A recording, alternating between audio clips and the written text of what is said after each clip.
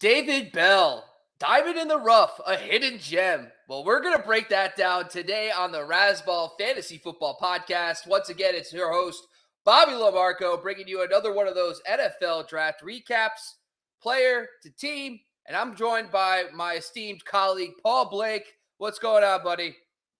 Hey, man, doing great. How are you? I am super stoked to talk about this guy. I'll tell you this. Me and Paul, before the day yesterday started, we were going to talk about two other guys, more high profile. Then he comes in with the left hook, knocks me on my ass and says, I want to talk about these two guys. So I do research.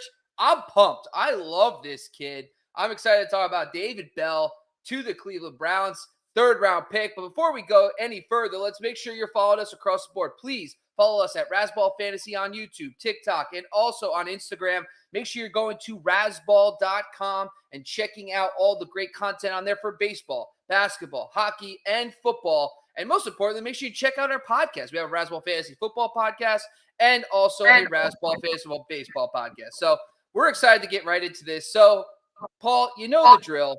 We asked you to come in. We asked you to do your thing, do your research. Tell us about this player. Tell us why you had to urgently speak about David Bell.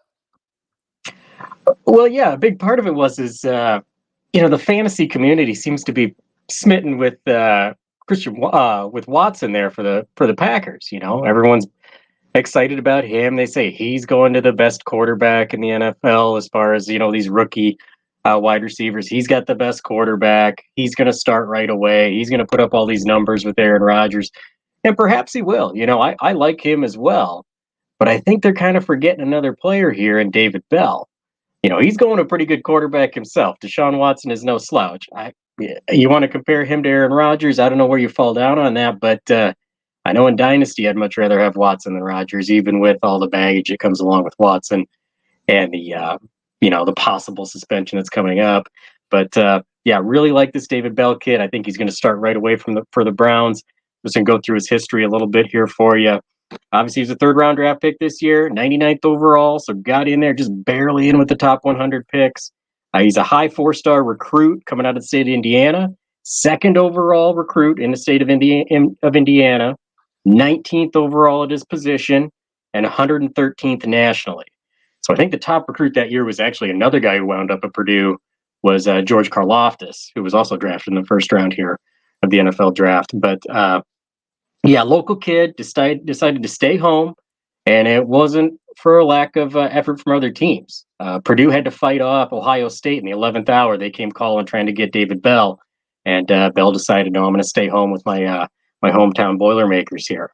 So pretty impressive that you're able to hold him up. But imagine if David Bell would have been with that group in Ohio State. My goodness.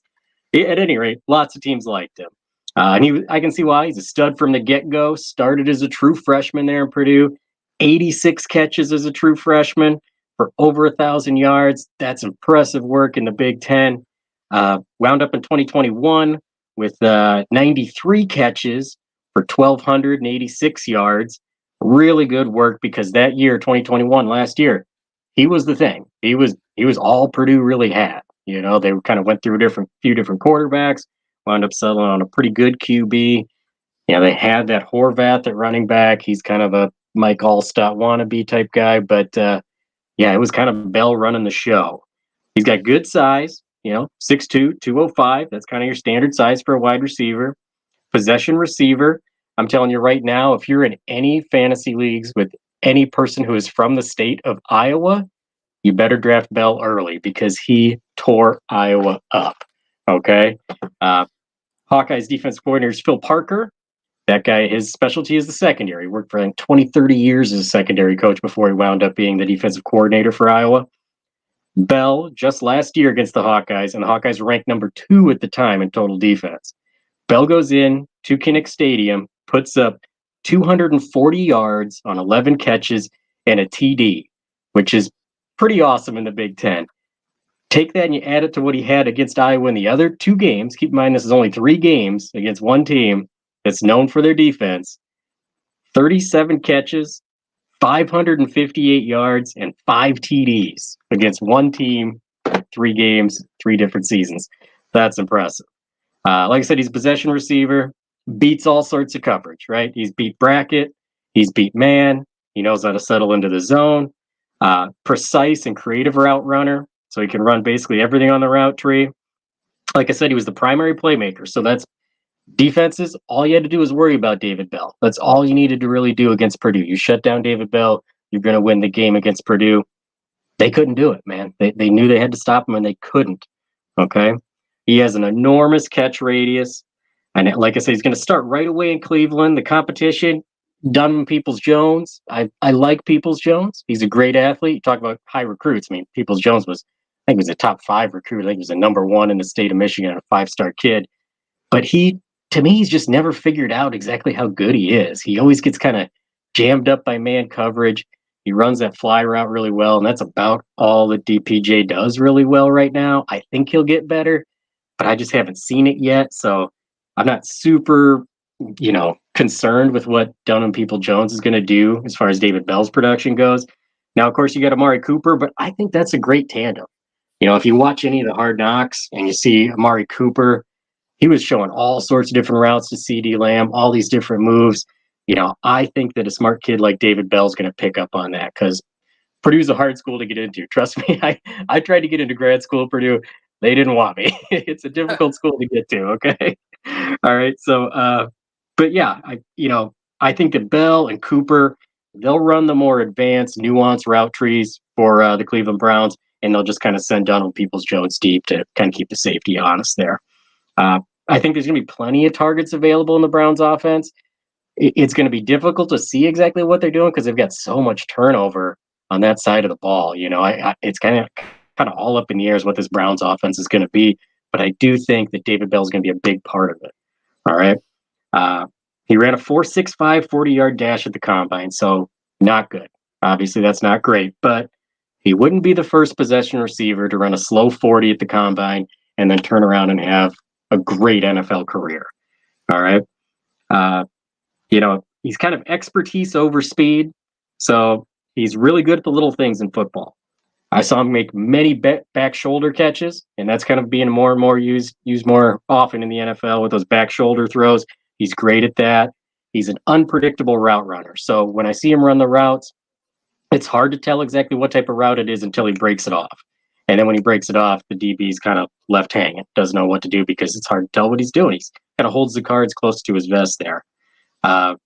He's a rhythmic and athletic athlete that's going to allow him to run those more complicated route trees. Not afraid to go over the middle. Went over the middle in the Big Ten, and those are big boy linebackers in the Big Ten. That's a big person conference there. So he's not afraid to go in with those guys. And, he's underrated after the catch. I think he gets more yards after the catch than you'd expect. It didn't look great early on because he's going up against his teammate Rondale Moore, who's doing all these incredible after the catch runs.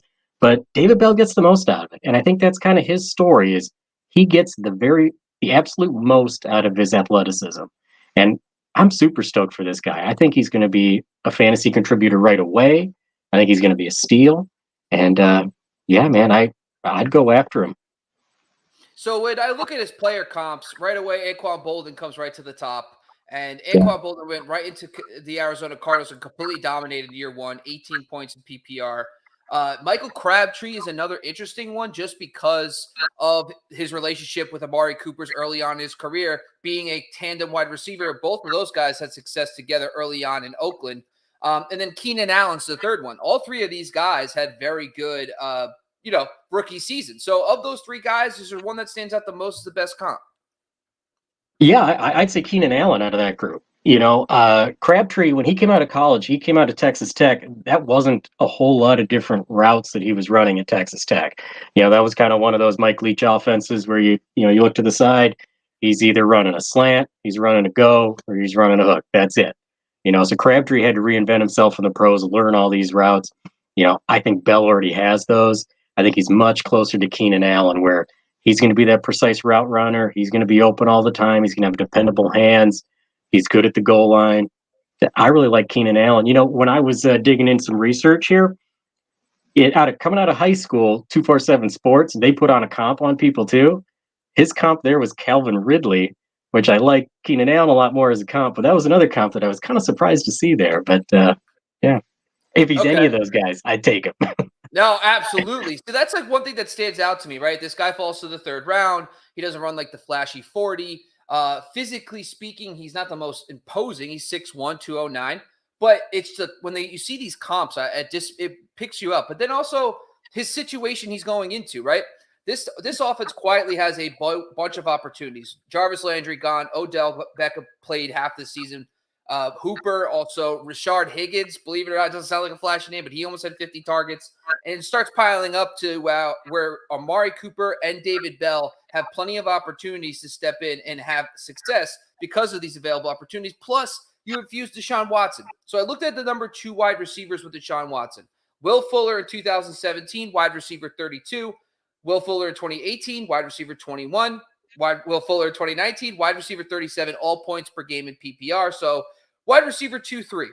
Brandon Cooks, 2020, wide receiver 17. So I know Hopkins and Will Fuller all kind of rotated the number 1 spot there, but you're talking mid-range wide receiver 1 to wide receiver 3. Deshaun Watson is going to support 2 guys fantasy relevant, and why not a guy like Bell as well? But I also want to look at Kevin Stefanski. This complement almost has a perfect tandem to Adam Thielen and Stephon Diggs, like Diggs being the Amari Cooper and Adam Thielen being that David Bell type that plays in the slot, moves around the formation, is like good in the red zone. I think that would be this exactly what he would want, 2 really dominant receivers. And when you look at the Diggs Thielen combo, they're even better. Diggs was the second wide receiver in 2018, wide receiver 11, then he was wide receiver 16, and then wide receiver 42 for Landry in 2020. So there's a lot of opportunity here for this guy to be very fantasy relevant. I mean, everything I've talked about today is wide receiver 17 to wide receiver 42 for number 2s, whether it's with Stefanski or Deshaun Watson. So that being said, let's jump into his ADP. Currently, wide receiver 78. 78! I mean, at this point, I think I might have him on every one of my teams. That's all I'm going to say. But his best, as Dynasty, which is more relevant, 14th overall. So, Paul, tell me what you got. Which one would you want to defer? Do you like both these ADPs right now? I'm assuming yes. Yeah, absolutely love both the ADPs. I think that's a steal in redraft leagues. Amari Cooper gets injured often too, and the guys who could step in and fill Amari Cooper's role on that team, you're looking at David Bell, and that's about it. I mean, what do you got? Anthony Schwartz behind him. That's basically, I mean, he's a straight go route guy. Maybe they'll run a sweep with him. He's just straight speed. I've already kind of covered Donovan Peoples-Jones, and he's kind of limited in what he can do with his route running. Also, so if you look at Amari Cooper, if he's going to do his thing where he misses 3, 4, 5 games, David Bell's going to jump in and be big there, I think. Oh, yeah. All right, so I think at this point we're both buying. This guy is definitely, I think we answered our question to start today. Is he a diamond in the rough? Absolutely, yes. That's all we got for you today, folks. Once again, this is the Razzball Fantasy Football Podcast. Make sure you're going to subscribe to all our content on TikTok, YouTube, Twitter. Make sure you go to razzball.com to check out all the content me and Paul Blake are writing down for this offseason. We're excited. But once again, I'm your host, Bobby LaMarco. That's my co-host, Paul Blake. We are out of here.